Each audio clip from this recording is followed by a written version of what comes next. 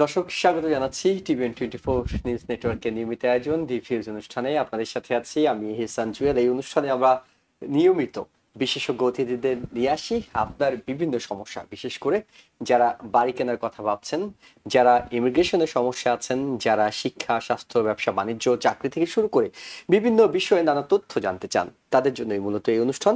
আজকে আমরা কথা বলবো বাড়ি কেনা নিয়ে, এবং বাড়ি কেনার যে বিষয়টি আমরা আজকে আলোচনার জন্য নির্ধারণ করেছি সেটি হলো নিজের জন্য একটি বাড়ি অথবা বাড়ি কিনে বিনিয়োগ কিভাবে সিদ্ধান্ত নেবেন। এই বিষয়টি নিয়ে কথা বলতে আমরা স্টুডিওতে আমন্ত্রণ জানিয়েছি এক্সিট রিয়েলটি কন্টিনেন্টালের director of sales Mirza Mohammad Hossain. আপনাকে স্বাগত জানাচ্ছি আমাদের আলোচনায়। মির্জা ভাই, কেমন আছেন আপনি? আমি ভালো আছি, থ্যাংক ইউ জুয়েল ভাই, থ্যাংক ইউ টিভিএন 24। এবং দর্শক যারা দেখছেন, আপনাদের জন্য সুযোগ রয়েছে প্রশ্ন করার। আপনাদের যদি এই বিষয়ে কোনো প্রশ্ন থাকে, আমাদের টেলিভিশনের স্ক্রিনে আমরা একটি নাম্বার দেখাচ্ছি, এই নাম্বারে টেলিফোন করে আপনি যে কোনো প্রশ্ন করতে পারবেন। একই সঙ্গে অনুষ্ঠানটি টিভিএন 24 এর ফেসবুক পেজে সরাসরি সম্প্রচার হচ্ছে, সেখানেও আপনি কমেন্টসে গিয়ে যে কোনো প্রশ্ন করতে পারবেন। আমরা আলোচনা চলে যাচ্ছি।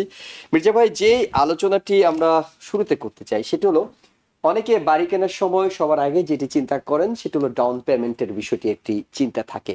আমরা কি খুব অল্প ডাউন পেমেন্ট কিংবা নো ডাউন পেমেন্টে বাড়ি কেনার কোনো সুযোগ আছে কিনা?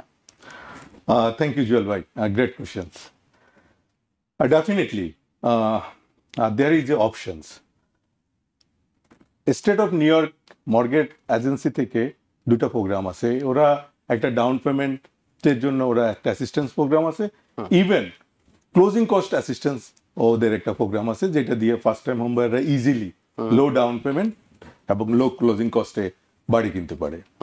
এছাড়া এইচএ ফেডারেল হাউজিং অথরিটির একটা লোন আছে, যেটা শুরু হয় 3.5%। খুবই, এটাও শূন্যের কাছাকাছি, দেখেন 3.5% অনলি। সো এই অল্প ডাউন পেমেন্টে আপনি বাড়িগুলো কিনতে পারতেছেন। এছাড়া রুরাল এরিয়াতে ইউএসডিএ নামে একটা প্রোগ্রাম আছে, এরা জিরো ডাউন পেমেন্টে আপনি বাড়ি কিনতে পারবেন। তবে ওইটা কিছু শর্ত থাকে ওদের, ওই শর্তগুলো আপনাকে ফুলফিল করতে হয়। এছাড়া কিছু কিছু ব্যাংক আছে, ওরা আপনাকে কিছু গ্র্যান্ড প্রোগ্রাম অফার করতেছে, যেটা দিয়ে ওই গ্র্যান্ডকে ডাউন পেমেন্ট হিসেবে ইউজ করে আপনি বাড়ি কিনতে পারবেন। বাট এখানে একটা কথা মনে রাখতে হবে জুয়েল ভাই, আমরা যত কম ডাউন পেমেন্ট দিব, ইন্টারেস্ট বেশি পে করতে হবে, একই সঙ্গে মান্থলি ইনস্টলমেন্টও কিন্তু বেশি হচ্ছে, সেই দিকেও আপনাকে খেয়াল রাখতে হবে। শুধুমাত্র লো ডাউন পেমেন্ট না, আপনার যে ইনস্টলমেন্ট সাইজটা কত হবে সেই দিকেও খেয়াল রাখলে আপনার বাড়ি কেনার জার্নিটা অ্যাফোর্ডেবল এবং ইজি হয়। এবং এই সুযোগ সুবিধা যেগুলো বলছিলেন, এগুলো কি ফার্স্ট টাইম হোম বায়ারদের জন্য, নাকি যতবারই বাড়ি কিনবেন আপনি এই সুযোগগুলো নিতে পারবেন? এগুলা বেশিরভাগই হলো ফার্স্ট টাইম হোম বায়ারদের জন্য। ওকে, ফার্স্ট টাইম হোম বায়ারদের জন্য। এবং আপনি যে প্রোগ্রামগুলোর কথা বলছিলেন, এগুলো কি নিউ ইয়র্ক সিটিতে অ্যাভেলেবল, নাকি এটা নির্দিষ্ট কিছু এলাকা আছে সেসব এলাকার বাইরে এটি পাওয়া যাবে না? এটা নিউ ইয়র্ক সিটিতে অ্যাভেলেবল, এবং ওই যে ইউএসডিএ যে লোনটা, এটা হলো সিটির বাইরে, রুরাল এরিয়া, মানে কাউন্টি সাইড, যেটি শূন্য ডাউন পেমেন্টের কথা বলছেন। আর যে শর্তগুলো আছে, অর্থাৎ এটি কারা পাবেন, কারা এলিজিবল? আমি যদি ফার্স্ট টাইম হোম কিনতে যাই, আমি কি পাবো, নাকি এটির জন্য আসলে আমাকে কিছু নিম্ন আয় থাকতে হবে, কিছু নির্দিষ্ট এরিয়া কোডে বাস করতে হবে, কি কি বিষয় আসলে আছে? যেটা শূন্য ডাউন পেমেন্টে নেবেন, ওটার কিছু, ওই যে আপনি বললেন সুনির্দিষ্ট কিছু এরিয়া জিপ কোড আছে, ওইখানে আপনাকে বসবাস করতে হবে। আমরা যেটা বলছি রুরাল এরিয়াতে, আর বাকিগুলোর ক্ষেত্রে আপনি ফার্স্ট টাইম হোম বায়ার হলেই আপনি এই ফ্যাসিলিটিগুলো অ্যাভেল করতে পারবেন। ওকে, এখন আমরা যখন মর্টগেজ নেই তখন আমাদের কাছে দুটো অপশন থাকে। একটা অপশন থাকে মর্টগেজ ব্যাংক থাকে, আবার মর্টগেজ ব্রোকার থাকে। আমরা কার কাছ থেকে আসলে মর্টগেজটা নিতে যাব? থ্যাংক ইউ জুয়েল ভাই। এখন দেখেন, যারা মর্টগেজ ব্যাংকার, ওরা কিন্তু ওদের নিজেদের ফাইন্যান্সটা নিজেরা করে, অর্থাৎ ওই ফাইন্যান্সটা তাদের ওন প্রোডাক্ট। সেক্ষেত্রে আপনার কস্ট একটু কম থাকে, বাট এখানে অনেক সময় বিভিন্ন লিমিটেশন থাকে, অপশন কম থাকে। বাট যদি আপনি মর্টগেজ ব্রোকারদের থেকে লোন নেন, সেই ক্ষেত্রে এরা কিন্তু অ্যারাউন্ড অনেকগুলো লেন্ডারের কাছে একই সঙ্গে শপিং করে। তো শপিং করতে গেলে সেক্ষেত্রে অপশন আপনার অনেক বেশি থাকে, এবং আপনার ইন্টারেস্ট রেট এক একজন লেন্ডারের এক এক রকম হয়। সেই ক্ষেত্রে আপনি যদি অ্যাটলিস্ট ক্লোজিং এর আগে 3-4টা কোটেশন অ্যানালাইসিস করেন, যে এখানে আমাকে বেস্ট রেট দিছে বাট ক্লোজিং কস্ট বেশি কিনা, না ক্লোজিং কস্ট কম, এটা যদি কম্পারেটিভ অ্যানালাইসিস করে আপনি কিনতে পারেন, আমাদের সাজেশনস থাকে যে সেক্ষেত্রে মর্গেজ ব্রোকাররা আপনাকে বেটার রেট এবং বেটার কারণ আপনি ফ্যাসিলিটি বেটার ব্যাংক কোনটা সেটি হয়তো আপনি জানেন না, এই কারণে আপনি যে কোনো একটি ব্যাংকের কাছে গিয়েছেন, তার ফ্যাসিলিটিসটার থেকে অন্য আরেকটা ব্যাংক ভালো ফ্যাসিলিটিস দিতে পারে যেটি ব্রোকার জানে, সেই জন্য আপনি বলছেন ব্রোকারের কাছে যেতে। ব্রোকাররা আমরা রিকমেন্ড করি ব্রোকাররা বেস্ট, কারণ ব্রোকারদের অপশন এবং ওদের প্ল্যান বেশি থাকে, প্রোগ্রাম বেশি থাকে, যেটা ব্যাংকের সুনির্দিষ্ট কিছু প্রোগ্রাম থাকে। কিন্তু এমন কোনো বিষয় কি হয়, একটি ব্যাংক যত দ্রুত আপনার মর্গেজটা দিতে পারে, ব্রোকাররা কি এত দ্রুত দিতে পারে, যেহেতু ওরা ভায়া হয়ে কাজ করছে, মিডিয়া হয়ে কাজ করছে? আপনার ডকুমেন্টস গুলো যদি অ্যাকুরেট থাকে এবং অন টাইমে আপনি যদি, ওদের কিছু আন্ডাররাইটারের কিছু ক্রাইটেরিয়া থাকে, ওকে, এই ক্রাইটেরিয়া কিন্তু ব্যাংকের ক্ষেত্রেও কিন্তু আন্ডাররাইটার থাকে, ব্রোকারের ক্ষেত্রেও আন্ডাররাইটার থাকে। ওই ক্রাইটেরিয়া গুলো যদি আপনি খুব কুইকলি ফুলফিল করতে পারেন, দুই ক্ষেত্রেই বেটার, দুই ক্ষেত্রে কিন্তু কম্পারেটিভলি আপনি তাড়াতাড়ি পাবেন, তাড়াতাড়ি পাচ্ছেন। এবং কিছু কিছু দর্শক হয়তো অভিযোগ জানান, কিংবা যারা বাড়ি কিনেছেন তারা এই সমস্যাটা অনেক সময় পড়েন, সেটা হলো তারা একটা ফিক্সড রেট ইন্টারেস্টে বাড়িটা কিনেছেন, মর্গেজটা নিয়েছেন, কিন্তু পরবর্তীতে কয়েক মাস পর পর দেখা যাচ্ছে মর্গেজের ইনস্টলমেন্টটা বেড়ে যাচ্ছে। এই ধরনের সমস্যা কেন ফেস করতে হয়? জুয়েল ভাই, আমরা আপনার এই অনুষ্ঠানে আমি একদিন আলোচনা করেছি যে টু টাইপের ইন্টারেস্ট থাকে, একটা হলো অ্যাডজাস্টেবল ইন্টারেস্ট রেট, আর একটা হলো ফিক্সড রেট। ফিক্সড রেট ইন্টারেস্টের ক্ষেত্রে আপনার লোনটা কিন্তু 30 ইয়ার্স এর জন্য ফিক্সড থাকে। এখন কোশ্চেন থাকে, তাহলে কেন আমার 30 ইয়ার্স এর জন্য ফিক্সড হলেই তাহলে আমার ইনস্টলমেন্ট 30 ইয়ার্স এর জন্য ফিক্সড থাকা উচিত ছিল, ইনস্টলমেন্ট সাইজটা কেন এটা ভেরিয়েবল হয়, কম বেশি হয়, এটাই তো কোশ্চেন। এটা কেন হয়, এটা কারণ হলো, সে মনে করেন আপনাকে বুঝতে হবে যে একটা ব্যাংকে যখন আমরা কিস্তি বা ইনস্টলমেন্ট পে করি, ইনস্টলমেন্টের কিন্তু 4টা পার্ট থাকে। একটা পার্ট হলো প্রিন্সিপাল, একটা ইন্টারেস্ট, আরেকটা হলো ইন্স্যুরেন্স, আরেকটা হলো ট্যাক্স। এখন যদি আপনি ফিক্সড রেটে মর্গেজ নিয়ে থাকেন, তাহলে আপনার প্রিন্সিপাল এবং ইন্টারেস্ট ফিক্সড 30 ইয়ার্স। ওকে, এখন দেখেন, আপনি যে এলাকায় বাড়িটা কিনছেন, ওই এলাকায় ধরেন একটা নতুন করে মসজিদ নির্মাণ হলো, নতুন করে একটা মন্দির নির্মাণ হলো, নতুন করে একটা সুপার মার্কেট নির্মাণ হলো, নতুন করে একটা ইউনিভার্সিটি নির্মাণ হলো, বা কমার্শিয়াল কমপ্লেক্স নির্মাণ হলো, তখন কি হয়, ওই এলাকাটার ভ্যালুটা বেড়ে যায়। যখনই এলাকাটার ভ্যালু বেড়ে যায়, তখন আপনার ওই যে ট্যাক্স বেশি আসে। ট্যাক্স যখনই বেশি হবে, তখন আপনার ইন্স্যুরেন্সটা বেড়ে যায়। এই ট্যাক্স এবং ইন্স্যুরেন্স বেড়ে যাওয়ার কারণে আপনার ওই ইনস্টলমেন্ট সাইজটা একটু বেড়ে যায়, কিন্তু আপনার প্রিন্সিপাল এবং ইন্টারেস্ট ওই দুইটা ফিক্স থাকে। ট্যাক্স এবং ইন্স্যুরেন্স বেড়ে যাওয়ার কারণে ইনস্টলমেন্টটা বেড়ে যাচ্ছে। আশা করি আমি ক্লিয়ার করতে পেরেছি। এবং একইভাবে যদি কোনো একটা এলাকায় দেখা গেল যে অপরাধটা বেড়ে যাচ্ছে, অর্থাৎ বেড়ে যাওয়ার বিষয়টা আসছে, কমার কি কোনো সুযোগ আছে, নাকি এটা কমার কোনো সুযোগ নেই, বেড়েই যেতে পারে? এটা বেশিরভাগ সময় যেহেতু এটা রিয়েল এস্টেটে খুব বড় ধরনের কোনো ডিজাস্টার না হলে রিয়েল প্রপার্টির ভ্যালু সহজে কমে না, এটা বেড়ে যায়, নরমালি বেড়ে যায়, খুব বেশি এক্সেপশনাল কিছু না। কিন্তু হয়তো বন্যা কিংবা প্রাকৃতিক কোনো দুর্যোগের কারণে ইন্স্যুরেন্সের হয়তো কিছুটা কম আসতে পারে, এমন কোনো বিষয় কি আছে? এই ইন্স্যুরেন্সটা তো অনেক সময় মনে করেন কমতে পারে, মনে করেন কোন এলাকায় ক্রাইম রেটের কারণে আপনার ইন্স্যুরেন্সটা হাই ছিল, পরবর্তী সরকার ওই এলাকায় ক্রাইম কন্ট্রোল করলে এটা কমে যেতে পারে। ওকে, তার মানে খুব কম আসলে কমার বিষয় আছে, বেশিরভাগ সময় বেড়ে যায়। তবে সেই বাড়াটা অনেক আকাশ পাতাল পার্থক্য তৈরি হয় না, যেহেতু ট্যাক্স তো আসলে রাতারাতি হঠাৎ করে অনেকটুকু বেড়ে যায় না, একটা পলিসি আছে, নানা মাধ্যমে সেই ট্যাক্সটা অল্প পরিমাণে বাড়ে। এক্স্যাক্টলি। জি, আমরা একটু আপনার কাছে আরেকটু বিস্তারিত জানতে চাই, সেটা হলো কপ এবং কন্ডো, এই যে দুটোর মধ্যে পার্থক্য, এটি একটু আপনার কাছে জানি। থ্যাংক ইউ জুয়েল ভাই, এটা একটা গ্রেট কোশ্চেন এবং দর্শকদেরও আমি মনে করি জানা উচিত। দেখেন, কোপ বা কোঅপারেটিভ হলো, এটা একটা প্রপার্টারি লিজ, এটা কিন্তু আপনার ওনারশিপ নাই এখানে। আপনাকে যখন একটা কোঅপ কিনবেন, আপনাকে একটা প্রপার্টারি লিজ দেওয়া হয়। এই লিজটা হয় কিরকম, সে মনে করেন আপনাকে 99 ইয়ার্স এর একটা লিজ দিল, আচ্ছা, এবং আপনি যখন এই পুরো ওদের যখন পেইড অফ করলেন, আপনি শুধু বিল্ডিং এর একটা অংশ পেলেন। বিল্ডিংটা যে ল্যান্ডের উপরে, ওই ল্যান্ডের কোনো মালিকানা আপনার থাকে না। ওকে, কোনো কারণে যদি ওই বিল্ডিংটা প্রাকৃতিক ডিজাস্টার, ভূমিকম্প বা কোনো কারণে এটা যদি ডিজাস্টার হয়ে বিল্ডিংটা যদি গ্রাউন্ড জিরো হয়ে যায়, এখানে যদি নতুন করে আরেকটা বিল্ডিং তৈরি হয়, সেক্ষেত্রে কিন্তু আপনার ওই কোনো অধিকার বা মালিকানা থাকে না, কারণ এটা হলো ওই বিল্ডিং এর একটা প্রপার্টারি লিজ আপনি পাচ্ছেন। এখন কন্ডো বা কন্ডোমিনিয়ামটা কি? কন্ডো বা কন্ডোমিনিয়ামটা হলো, আমরা যখন বাংলাদেশে থাকতাম, যে মিরপুর ডিওএসএস বা বসুন্ধরা, যে আমরা যে ফ্ল্যাটগুলো কিনতাম, অনেকটা সেরকম।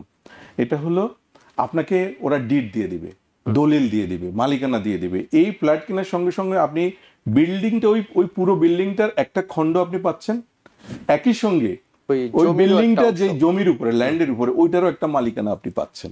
অর্থাৎ কন্ডোর ক্ষেত্রে আপনি কি পাচ্ছেন? এক খণ্ড ফ্ল্যাট পাচ্ছেন, এক খণ্ড জমি পাচ্ছেন। আর কোঅপের ক্ষেত্রে আপনি শুধু এক খণ্ড অ্যাপার্টমেন্ট পাচ্ছেন, জমির মালিকানা পাচ্ছেন না। আরো কিছু পার্থক্য থাকে, যেমন কোঅপের ক্ষেত্রে আপনি যখন এটা বিক্রি করবেন, এখন আপনি বিক্রি করবেন এক্স মিস্টার এক্স এর কাছে। এখন মিস্টার এক্স আপনার বন্ধু, সে আপনার কাছে আসলো, আপনি বলবেন হ্যাঁ ঠিক আছে, আমার বন্ধুর কাছে আমি এটা বিক্রি করে দেবো। আপনি চাইলে এটা বিক্রি করতে পারবেন না। ওই যে কোঅপ বোর্ড, ওটাকে অ্যাপ্রুভ দিতে হবে এবং কোঅপ বোর্ড ওকে লাইক করতে হবে এবং তারা মনে করতে হবে যে হ্যাঁ এই এই কোঅপটা কেনার যোগ্য সে। অর্থাৎ আপনার সিদ্ধান্তের এককভাবে এটা নির্ভর করে না। একই সঙ্গে এই বাড়িটা, এই কোঅপটা যদি আপনি ভাড়াও দিতে চান, সেক্ষেত্রে আপনি যদি মনে করেন আমার কাছে ভাড়া দিবেন, আপনার কোঅপ বোর্ড যদি মনে করে না উনি এটা যোগ্য না, আপনি কিন্তু আপনি কিন্তু ওনার, কিন্তু আপনি আমাকে দিতে পারবেন না। বাট ইয়ের ক্ষেত্রে, কন্ডোনিয়ামের ক্ষেত্রে এটা look like single property, single family হাউসের মতো। আপনি চাইলে যাকে খুশি তার কাছে ভাড়া দিবেন, এটা আপনার নিজস্ব চিন্তা আছে। অর্থাৎ আপনি প্রকৃত বাড়িওয়ালা হতে পারবেন, কিন্তু কোঅপের ক্ষেত্রে আপনি বাড়িওয়ালা হয়েও ভাড়াটিয়ার মতোই থাকতে হচ্ছে, কিংবা আপনাকে কোনো সিদ্ধান্ত নেওয়ার সুযোগ আপনি পাচ্ছেন না। এক্স্যাক্টলি, আপনি যেটা ভাবতেছেন ওকে, এক্স্যাক্টলি তাই। এটা অনেকের কাছে পরিষ্কার হয়েছে, কারণ অনেকেই হয়তো ভাবেন যে কোঅপ করলে তো হয়, কন্ডো কেনার দরকার কি, খরচটাও কিছুটা কম কিংবা জটিলতা কিছুটা কম থাকে। একজন দর্শক আছেন টেলিফোনে। দর্শক, আপনার প্রশ্নটি নিতে চাই, আপনি প্রশ্নটি করুন।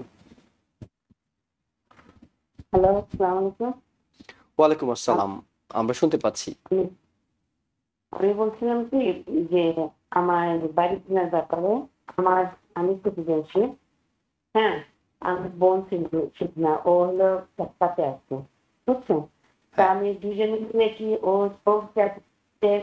চাকরি করে, কিন্তু এখন কি আমরা দুজনে মিলে কি একটা বাড়ি কিনতে পারি?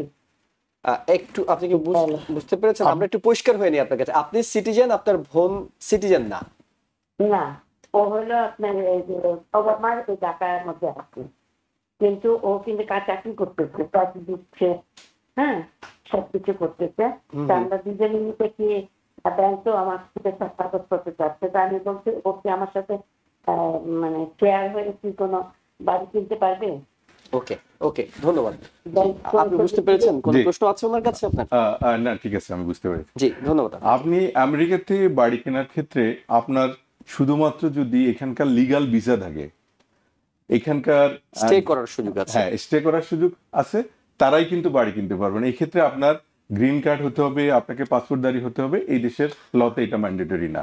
সো আপনি এবং আপনার বোন ইজিলি বাড়িটা কিনতে পারবেন যদি আপনার অ্যাফোর্ডেবল ইনকাম থাকে লোন পাওয়ার জন্য। এবং ওনার বোন চাকরি করে বলছিলেন তিনি। ডেফিনেটলি আপনার জন্য এটা ভেরি ইজি আপু, থ্যাংক ইউ। জি, অর্থাৎ বাড়িটি আপনি কিনতে পারছেন, আপনাকে অভিনন্দন। আমরা একটু রিয়েলটর মির্জা মাহমুদ হোসেন আপনার কাছে আরো কিছু প্রশ্ন রাখতে চাই। আমরা আপনার কাছে জানতে চাই, অনেক সময় আমরা হোম ইন্স্যুরেন্স নিই, এরপর আমাদেরকে বায়ারদেরকে আরো দুটা ইন্স্যুরেন্স দিতে হয়, একটা হলো ওনার পলিসি এবং ল্যান্ডার পলিসি নিতে হয়। এটা কেন নিতে হবে? হোম ইন্স্যুরেন্স তো আমরা নিয়েছি, আমরা মনে করি যে হোম ইন্স্যুরেন্স নেওয়ার পরে আবার দুটো পলিসি কেন নিতে হচ্ছে? থ্যাংক ইউ জুয়েল ভাই, ভেরি ইনোভেটিভ কোশ্চেন্স। হোম ইন্স্যুরেন্সটা আমরা নিয়ে থাকি বিভিন্ন ধরনের প্রাকৃতিক দুর্যোগ থেকে। আমার হোমটাকে যদি কোনোভাবে ডিস্ট্রয়েড হয়, আমি যেন কভার পেতে পারি। সেটা কিরকম হতে পারে? ডিস্ট্রয়েড বাই ফায়ার, যদি আগুনে পুড়ে যায় সেটা থেকে আমাকে নিজেকে কভার করার জন্য, অথবা ডিস্ট্রয়েড বাই ফ্লাড, বন্যার কারণে, অথবা কোনো ধরনের বিভিন্ন ধরনের থ্রেট, চুরি ডাকাতি, মহামারী, ওইসব কারণ থেকে আমরা যে ইন্স্যুরেন্সটা নিয়ে থাকি ওটা হলো হোম ইন্স্যুরেন্স। এখন আপনার কোশ্চেন হলো, এই ইন্স্যুরেন্সটা তো আমাদের নেওয়া হয়েছে, সো উই আর কভার্ড, আমরা কেন ওনার পলিসি বা লেন্ডার পলিসি নেব? এটা আসলে খুবই এটা আপনাদের সবারই বোঝা দরকার। আমি আশা করি দর্শকরাও একটু মনোযোগ দিয়ে শুনবেন। ওনার পলিসিটা হলো, দেখেন এই বাড়িটা নির্মাণের কোনো এক সময় এখানে ল্যান্ড ছিল, ল্যান্ডের পরে কেউ একজন বাড়িটা নির্মাণ করছে এবং আমেরিকার ইকোনমিতে সবাই মুভ করে। কিছুদিন পর সে হয়তো নিউ ইয়র্ক থেকে অন্য এলাকায় চলে গেছে, মুভের কারণে সে বাড়িটা এক্স ওয়াই এর কাছে বিক্রি করে দিছে। কিছুদিন পরে ওয়াই এটা জেড এর কাছে বিক্রি করে দিছে, জেড আবার এ এর কাছে বিক্রি করেছে, এ আবার বি এর কাছে, অর্থাৎ চেইন অফ টাইটেল কিন্তু পরিবর্তন হচ্ছে। এখন দেখেন কোনো কারণে এই বাড়িটা যখনই আপনি ক্লোজিং টেবিলে কিন্তু ওনারের দায়িত্ব হলো আপনাকে ক্লিন টাইটেল দেওয়া। এখন অনেক সময় দেখা দিল যে একটা বাড়ি একটা কর্পোরেশনের নামে আছে, কর্পোরেশনের কিন্তু একাধিক মালিকানা থাকতে পারে। এখন সব মালিককে আপনি চিনেনও না, বা কোনো কারণে মালিকানা এক্স আপনার বাড়িটা ওয়াই এসে আপনাকে রেজিস্ট্রি করে দিল, এটা নর্মালি হয় না, ধরেন হয়ে গেল, তখন এই যে আপনি যে একটা ডাউন পেমেন্ট দিলেন, মালিকানা যদি কোনো ত্রুটি থাকে, তাহলে আপনার এই ওনার্স পলিসি আপনার এই মালিকানার ত্রুটিটা থেকে আপনাকে কভার করবে।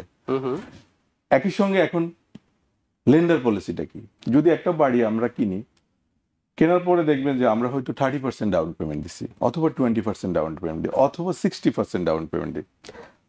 সো মনে করেন আমি বাড়িটা পেমেন্ট দিলাম 30%, আমি ডাউন পেমেন্ট দিলাম, আমি বাড়িটা কিনতেছি, তাহলে বাকি 70% কে ফাইন্যান্স করছে? ব্যাংক ফাইন্যান্স করছে। ব্যাংক হলো আমাদের লেন্ডার। এখন মালিকানা যদি ত্রুটি থাকে, তাহলে ব্যাংক এই টাকাটা কিভাবে কভার করবে? অর্থাৎ মালিকানা অরিজিনাল মালিক যে, সে আপনাকে বাড়িটা লিখে দেয় নাই, এটা হয় না, মানে হয়ে গেছে, তাহলে কি সে তো তার বাড়ি নিয়ে চলে যাবে। তাহলে ব্যাংক যে আপনার 70% ফাইন্যান্স করলো, তাহলে ব্যাংক এই টাকাটা কিভাবে রিকভার করবে? যদি তার লেন্ডার পলিসি থাকে, তাহলে সে এই লেন্ডার পলিসি ফাইন্যান্সকে কভার করবে, অর্থাৎ যে ইনভেস্টরকে, অর্থাৎ স্টেক হোল্ডার দুজনকেই কভার করতেছে। একজন স্টেক হোল্ডার হলাম আমি নিজে, আরেকজন স্টেক হোল্ডার হলো ব্যাংক। ব্যাংককে কভার করতেছে লেন্ডার পলিসি, আমাকে কভার করতেছে owner policy. So it is recommended যে হোম ওনার ইন্স্যুরেন্স থাকার পরেও আপনাকে ওনার পলিসি এবং লেন্ডার পলিসি কিনতে হয় ক্লোজিং টেবিলে। এখন নিঃসন্দেহে দর্শকদের কাছে বিষয়টি পরিষ্কার হয়েছে, আমার কাছে অনেকটা পরিষ্কার হয়েছে। যেটি দর্শক আছেন সম্ভবত টেলিফোনে, আপনার টেলিফোনটি নিতে চাই।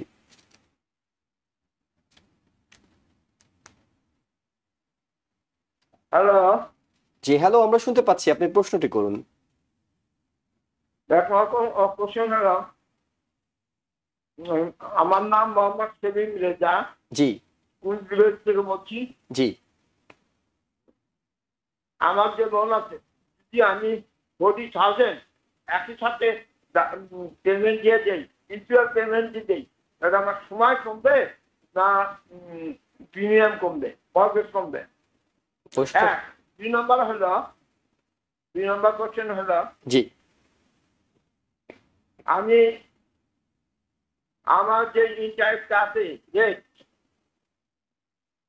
যদি আমার যায়, ট্যাক্স কমে যায়, প্রপার্টি ট্যাক্স কমে যায়, গভর্নমেন্ট কমে যায়, আমি এক সিনিয়র সিটিজেন, আমি অ্যাপ্লাই করছি এবং আমি এখন অ্যাবিলিটি আমার নাই, 50% অফ করে দিচ্ছি, তাহলে আমার কি টোটাল আপনার মর্গেজটা কমে যাবে না? জি, থ্যাংক ইউ ব্রাদার। প্রথমত আপনার কোশ্চেনটা শুনে, জি, যদি টাই কমে যায়, তাহলে আমি এই প্রপার্টি ট্যাক্স 1 ইয়ারে আমি 2 টাইমস বা 3 টাইমস দিয়ে দিতে পারবো না? ওকে, আমাদের কাছে পরিষ্কার। প্রশ্নটি কি আপনি পরিষ্কার হয়েছে? জি জি জি, থ্যাংক ইউ ব্রাদার। প্রথমত আপনার কোশ্চেন ছিল যে আপনি যদি প্রিপেমেন্ট, অগ্রিম পেমেন্ট করে দেন, সেই ক্ষেত্রে আপনার যদি আপনি যখন লোনটা নিয়েছেন, তখন যদি আপনার প্রিপেমেন্ট যে একটা ক্লজ থাকে, সেটা যদি থেকে থাকে, তাহলে ওই ক্লজের কন্ডিশন অনুযায়ী আপনি ওয়ান টাইম সেটেল করে দিতে পারবেন। সেক্ষেত্রে যদি প্রিপেমেন্ট কোনো পেনাল্টি না থেকে থাকে, আপনি ইজিলি ওটা পে অফ করে দিতে পারবেন। আপনার দ্বিতীয় কোশ্চেনটা ছিল যে আপনার প্রপার্টি ট্যাক্স যদি কমে যায়, সেক্ষেত্রে আপনার ইন্টারেস্ট কমবে কিনা। হ্যাঁ, ডেফিনেটলি। আমি একটু আগেই, আপনি হয়তো আমাদের আলোচনা শুনেছেন যে একটা মর্গেজ ইনস্টলমেন্টের 4টা কম্পোনেন্ট থাকে। একটা বলছি প্রিন্সিপাল, ইন্টারেস্ট, আর কি ইন্স্যুরেন্স এবং ট্যাক্স। সো যেহেতু আপনার ট্যাক্স কমে গেলে ডেফিনেটলি আপনার ইনস্টলমেন্ট সাইজটা কমে আসবে। Thank you. জি, আরেকজন দর্শক আছেন। দর্শক, আপনার টেলিফোনটি নিতে চাই, আপনি প্রশ্নটি করুন। জি, আসসালামু আলাইকুম। ওয়ালাইকুম আসসালাম। আমার দুটো প্রশ্ন রয়েছে আজকে। প্রথম প্রশ্নটা হচ্ছে, আমি জানতে চাচ্ছিলাম যে হোম ইকুইটি লোন আর হচ্ছে হিলকের পার্থক্যটা। আর দ্বিতীয় প্রশ্নটি হচ্ছে, আমি যদি হোম ইমপ্রুভমেন্ট লোন নিতে চাই, কি কি লাগবে? ধন্যবাদ আপনাকে। ধন্যবাদ ব্রাদার। আপনার দুইটা কোশ্চেনই মর্গেজ রিলেটেড। সো আমরা রিয়েল এস্টেট সম্পর্কে আজকে কথা বলতেছি। আপনি আমাদের অফিসে আসুন, আমাদের মর্গেজ এক্সপার্টরা আছেন, আমরা একসাথে বসে আপনার এই প্রবলেমটা সলভ করব। জি, Thank দর্শক you, আপনাকে brother. ধন্যবাদ। আপনার কাছে শেষ যে প্রশ্নটি করতে চাই, অনেক ইনভেস্টমেন্ট প্রপার্টির সময় আমরা মনে করি যে ফুল ক্যাশে কিনবো নাকি আমরা ফাইন্যান্সে কিনবো, এই ক্ষেত্রে আপনাদের অপিনিয়ন কি থাকে? থ্যাংক ইউ জুয়েল ভাই। দেখুন, আমেরিকান ইকোনমিতে একটা কথা আছে, লিভারেজ।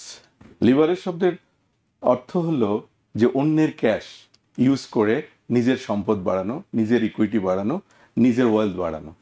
সো আপনি কেন 100% ক্যাশে একটা জিনিস, একটা বাড়ি কিনবেন? আপনি বরং 100% ক্যাশে না কিনে 25% ডাউন পেমেন্ট দিয়ে 4টা বাড়ি কিনুন। পরবর্তীতে রেন্টাল ইনকাম থেকে আপনি আপনার মর্গেজ পরিশোধ করুন।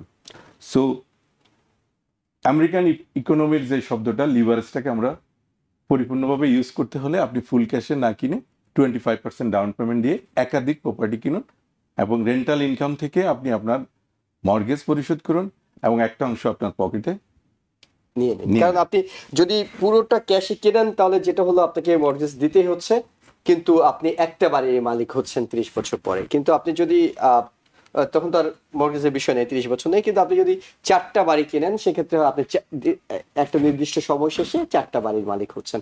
আরেকজন দর্শক আছেন টেলিফোনে। দর্শক, আপনার টেলিফোনটি নিতে চাই।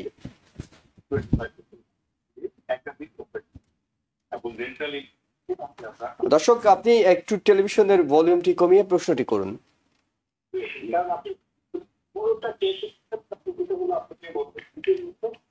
দর্শক, আমরা শুনতে পাচ্ছি, আপনি কি আমাদের শুনতে পাচ্ছেন? হ্যালো, আসসালামু আলাইকুম। ওয়ালাইকুম আসসালাম, আপনি প্রশ্নটি করুন আপা।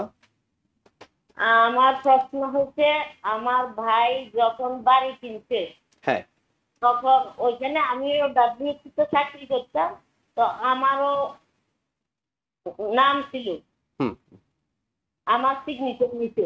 হুম, ওই বাড়িতে আমার ভাইয়ের সাথে আমার নামও ছিল। হুম।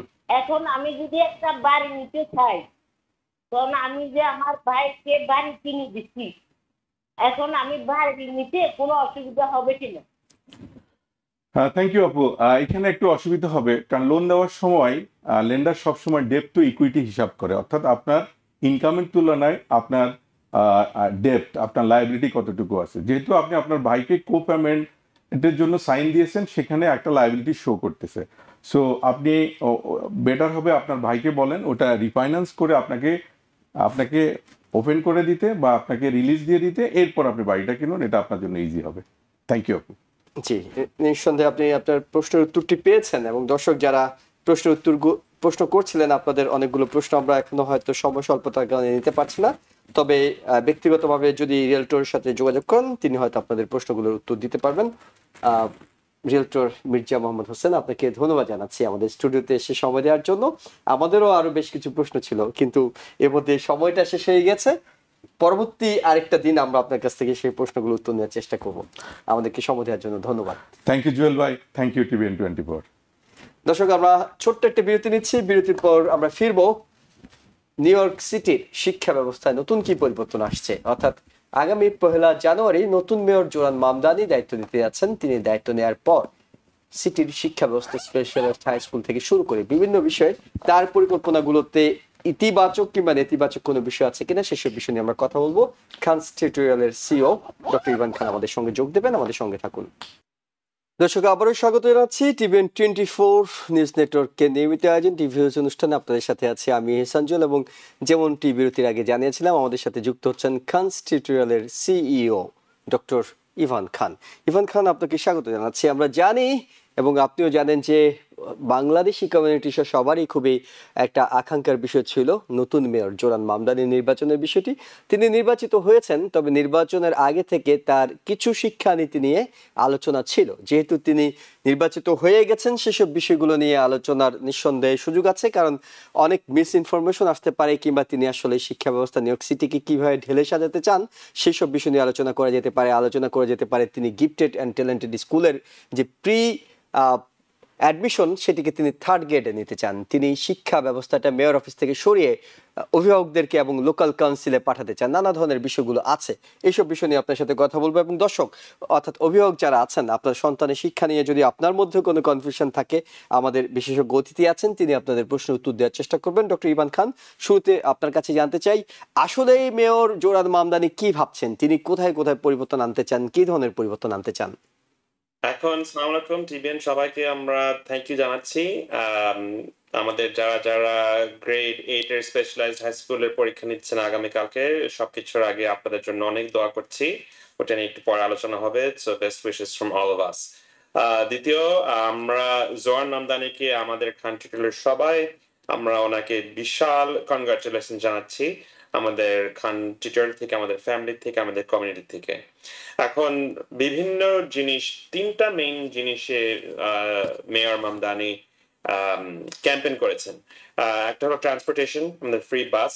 দ্বিতীয় হলো আমাদের ফ্রিজিং দ্য রেন্ট। আর থার্ডটা হলো ইউনিভার্সাল চাইল্ড কেয়ার। এই তিনটা জিনিস মেয়র মামদানির সবচেয়ে জরুরি জিনিস উনি ট্যাকল করছেন।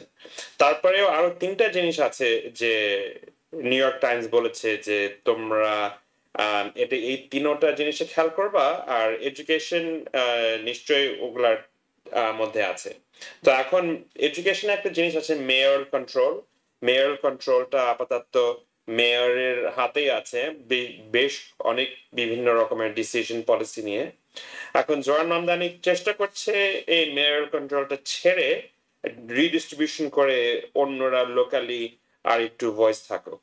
কিন্তু এই প্রপোজালটা শুনে বেশ কয়েকটা লেজিসলেচার, জন লুথ থেকে শুরু করে যিনি স্টেট সেনেটের এডুকেশন চেয়ার, ওরাও আশা করছেন, এক্সপেক্ট করছেন, ইনসিস্ট করছেন যে জোয়ান মামদানি, ওনার মেয়র অফিস, ওরাই মেয়র কন্ট্রোলটা মেনটেন করে রাখুক। কারণ বিভিন্ন স্টেটে দেখা গেল যে যখন মেইন ডিসিশন মেকিং সেন্ট্রালাইজ জায়গায় হচ্ছে, একটা হেডকোয়ার্টার্সে হচ্ছে, তখন ওখানকার ওই জায়গার রেজাল্ট সবচেয়ে বেড়ে যায়, সবচেয়ে আগিয়ে যাচ্ছে। এখন আমাদের 8th গ্রেড যারা যারা আছে, 3rd থেকে 8th গ্রেডে মাত্র 30% ছেলে মেয়ে আমাদের এখানে পাস করতে পারছে। তো এটা আমাদের জন্য খুব চিন্তার বাইরে, কারণ উনি যেই জিনিসটা ইনহেরিট করেছেন মিস্টার মামদানি, এখন আমাদের অনেক ছেলে মেয়ে বাকি আছে, স্পেশালি আমাদের নতুন ইমিগ্রেন্ট নেইবারহুড থেকে যাদেরকে আমাদের আগানোর দরকার। তো মেয়র কন্ট্রোল এই জিনিসটা সবচেয়ে আগে আসবে ওনার এডুকেশন পলিসিতে। অনেকজন চেষ্টা করছে গিফটেড ট্যালেন্টেড এর পথটা নিয়ে ডিসিশন নিতে, পুশ করছে জোয়ানকে, মিস্টার মামদানিকে, আপনি এটা নিয়ে অবশ্যই সঙ্গে সঙ্গে ট্যাকল করবেন। কিন্তু যতটুকু দেখা যাচ্ছে এই জিনিস গিফটেড ট্যালেন্টেড এ শেকিং করা অথবা স্পেশালাইজড হাই স্কুল কিছু করা, এগুলোর মধ্যে এখনো কাছে যাচ্ছে না। এখনো দেখা যাবে কি হয়। এডুকেশনের মধ্যে মেয়রাল কন্ট্রোলটা সবচেয়ে বড় পলিসি আইটেম। আর তাছাড়াও তো ওনার অনেক এখন ব্যস্ত হয়ে গেছেন এডুকেশনের বাইরে, ট্রান্সপোর্টেশন, পাবলিক সেফটি। আমরা জানতে পারলাম যে ওনার পাবলিক সেফটির কমিশনার, পুলিশ কমিশনার এখনো সেম রয়ে রাখছেন। তো আমরা এডুকেশন ডিপার্টমেন্টও নতুন চ্যান্সেলর কে হবে, ওই চ্যান্সেলর কি পুশ করবে, ওইটা নিয়েও আমরা ওয়েট করছি, দেখছি। এখন যে চ্যান্সেলর এখন আছে, এরিক অ্যাডামস যাকে সিলেক্ট করেছেন, অনেকজন কিন্তু আশা করছেন যে জোয়ান মামদানি ওনাকেই রাখতে পারছে। সো এখন দেখা যাবে উনি কি ডিসাইড করলো জানুয়ারি 1 তারিখের পর। ডক্টর ইবান খান চমৎকার বলেছেন। আরো দুটো বিষয় একটু আপনার মতামত জানতে চাই। সেটা হলো যে ক্লাস সাইজ রিডাকশন এবং বেশি বেশি টিচারদেরকে রিক্রুট করার বিষয়ে জোরান মামদানি কিছু পরিকল্পনা আছে। এটি যদি হয় তাহলে তো শিক্ষা খাতে কিছু গুণগত পরিবর্তন আসতে পারে। এটাও একটা বিশাল পপুলার টপিক এডুকেশন সার্কেলে। এখন দুই পক্ষ আছে, যারা যারা এডুকেশন ক্লাস সাইজটা চেষ্টা করছে প্রত্যেকটা রেগুলার হাই স্কুল 25টা ছাত্রর নিচে রাখতে, এটা বেশ বিভিন্ন সংগঠন, অর্গানাইজেশন সাপোর্ট করছে। শুরু থেকে ইউনিয়নরা, কারণ ইউনিয়নদের ফেভারে সবসময় যে যত বেশি টিচার থাকবে তো ওদের মেম্বারশিপ বেড়ে যাবে, ওদের পাওয়ার বেড়ে যাবে, ওদের ফিজ বেড়ে যাবে। তো ইউনিয়নরা সবসময় চেষ্টা করছে যে যত বেশি টিচার রাখা যায় ততই ওরা খুশি। তো এখন ইউনিয়নদের ফলো করে পলিটিশিয়ানরা সবাই সাপোর্ট করছে, বেশিরভাগ যারা যারা ইউনিয়নদের পক্ষে আছে, প্রো ইউনিয়ন পলিটিশিয়ান যেভাবে প্রগ্রেসিভরা, ওরা বলছে যে হ্যাঁ ক্লাস সাইজটা সবচেয়ে জরুরি। তা এখন এই জিনিসটা নিয়ে সেনেটর জন লু অনেক বিপদে পড়ে গেছিলেন, কারণ উনিও একদম এর মিডলে পড়ে অন্য সাইড বলছে দেখো এত মানে যদি বেশি টিচার রাখতে যাও তো অনেক আনকোয়ালিফাইড টিচার নাও আসবে, ওদের জন্য জায়গা হচ্ছে না, কোন কোন হাই স্কুলে কোন কোন স্কুল স্কুল তো তৈরি করতে পারছে না হঠাৎ করে, তো ওখানে ক্লাসরুম কোথায় বানানো হবে।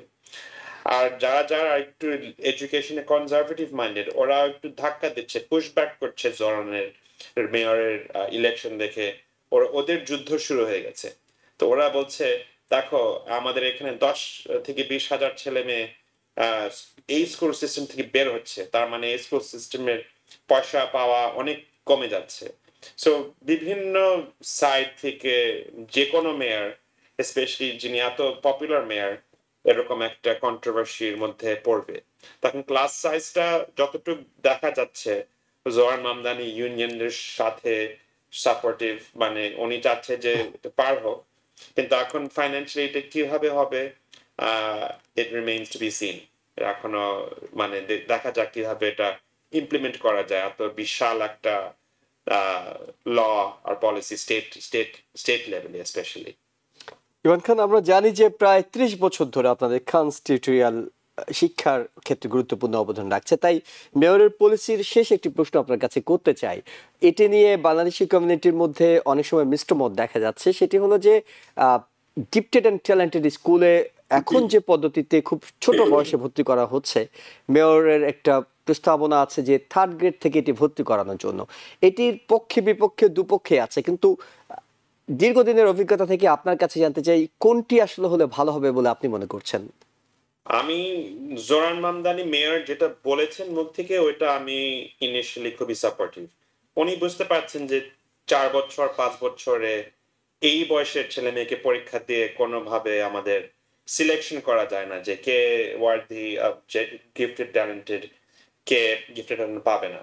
তো আমার সাপোর্ট যে 3rd গ্রেডের পরে যত বেশি গিফটেড ট্যালেন্টেড রাখা যায়। আমরা সবসময় দেখছি যে যত বেশি প্রোগ্রামটা আছে অ্যাভেলেবল আছে, এটা নিয়ে যুদ্ধ করতে হচ্ছে না একটা স্কেয়ারসিটির মতো। তো আমরা যদি দেখি গিফটেড ট্যালেন্টেড অনার্স প্রোগ্রাম টিচারের রেকমেন্ডেশন থেকে প্রতিটা স্কুলে পাওয়া যায়, আর প্রত্যেকটা ডিস্ট্রিক্টেও মেন একটা মিডল স্কুল থাকলো, এটা নিয়ে আমরা খুব সাপোর্টিভ যে কোনো কেউ বাচ্চা ছাত্র মা বাবা বাসার থেকে দূরে যেতে হয় না ওদের ভালো একটা এডুকেশনের জন্য। আমাদের ব্রঙ্কস কমিউনিটিতে Parkchester, Pelham Park, Mosholu Parkway, Norwood অনেক বাঙালি আছে যারা যারা গিফটেড ট্যালেন্টেড একটা স্পট পেয়েছে, কিন্তু আনফরচুনেটলি বাজেটের কনসার্নে ব্রঙ্কসে কোনো গিফটেড ট্যালেন্টেড মিডল স্কুল নাই। তো ওদের প্যারেন্টসের দায়িত্ব হয়ে যায় ট্রেনে উঠে ম্যানহাটন পর্যন্ত যাওয়া 3 বছর, 5th grade 6th grade 7th grade অথবা 6, 7, 8।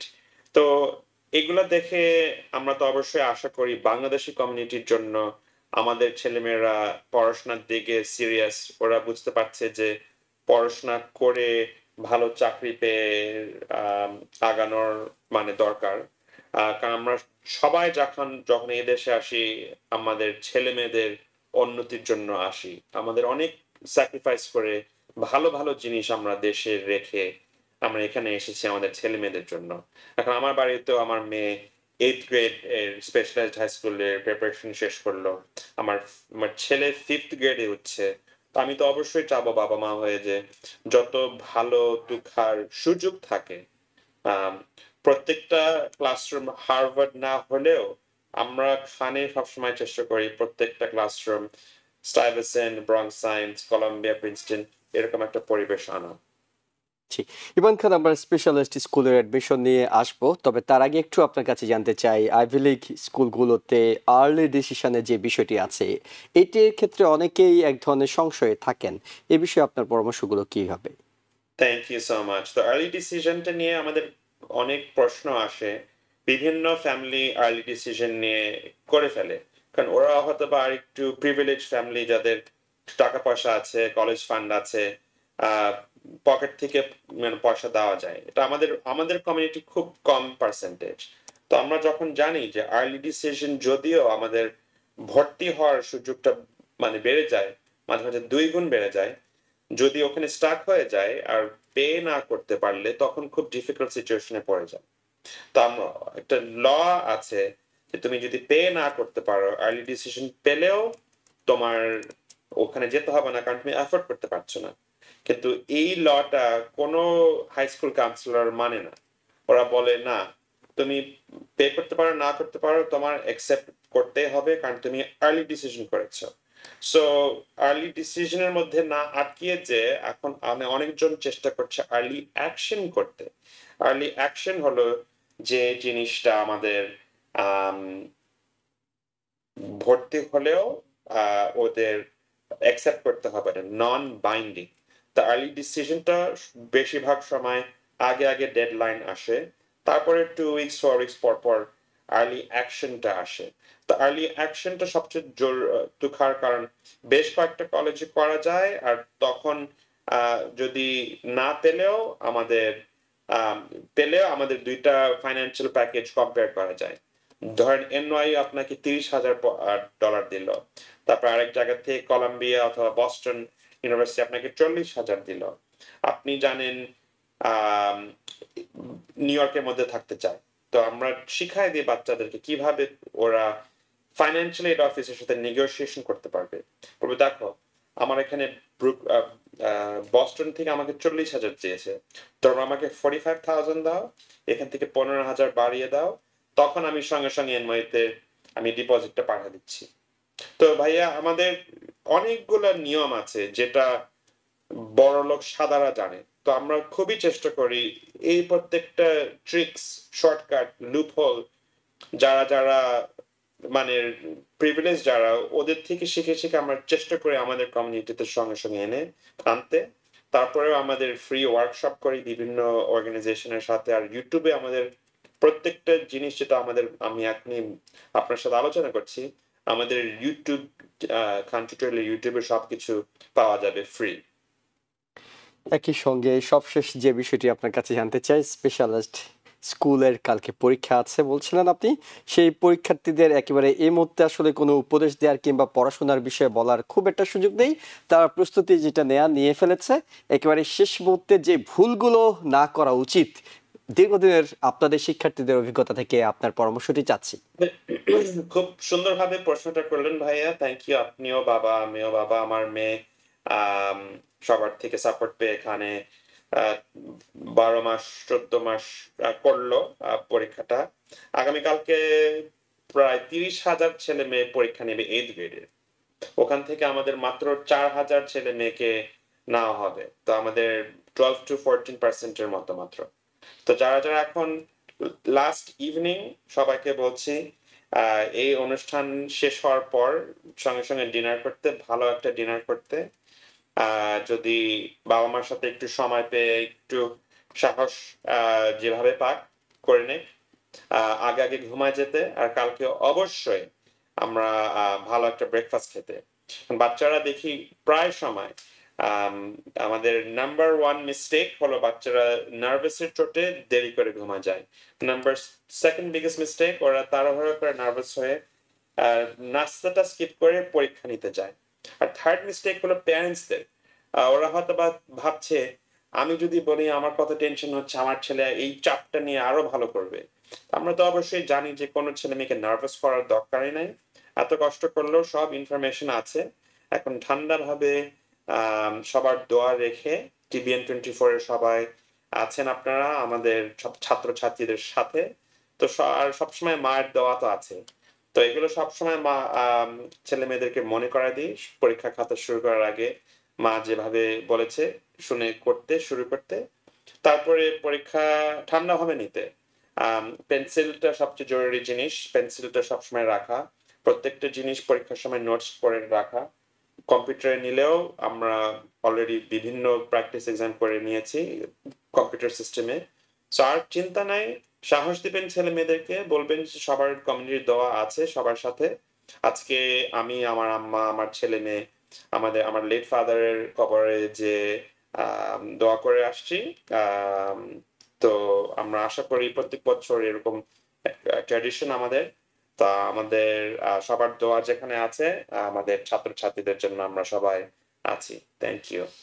অনেক ধন্যবাদ ইভান খান। খুবই গুরুত্বপূর্ণ কিছু পরামর্শ একেবারে শেষ মুহূর্তে শিক্ষার্থীরা যারা 8 গ্রেডে আগামীকাল পরীক্ষা দিতে যাচ্ছেন, TVN 24 নিউজ নেটওয়ার্কের পক্ষ থেকে আপনাদের সবার জন্য শুভকামনা। আমাদের দর্শক যারা আছেন, যেটি ইভান খান বলছিলেন যে বাচ্চার উপর এখন কোনো বাড়তি চাপ তৈরি করবেন না, তার উপর আপনার এক্সপেকটেশনের বোঝা চাপিয়ে দেবেন না, তাকে রিল্যাক্স রাখুন, সহযোগিতা করুন, যতটুকু সাহস দেওয়ার দরকার সাহস দিন। আজকে অনেক রাত পর্যন্ত পড়াশোনা করার দরকার নেই, একেবারে এই শেষ মুহূর্তে ভালো একটা ঘুম দিয়ে ফ্রেশ মাইন্ডে একেবারে রিল্যাক্স দিয়ে পরীক্ষা দেন। ফলাফল নিঃসন্দেহে আপনাদের কাছাকাছি আপনাদের যে প্রত্যাশা সেই অনুযায়ী আসবে বলে আমরাও আশাবাদ জানিয়ে শেষ করছি। ভালো থাকবেন। TVN 24 টেলিভিশন দেখতে আজই কল করুন 7187776556। লগ ইন করুন www.totalcablebd.com। নিউ ইয়র্ক থেকে সম্প্রচারিত TVN 24 টেলিভিশন বিশ্বজুড়ে বাঙালির কণ্ঠস্বর।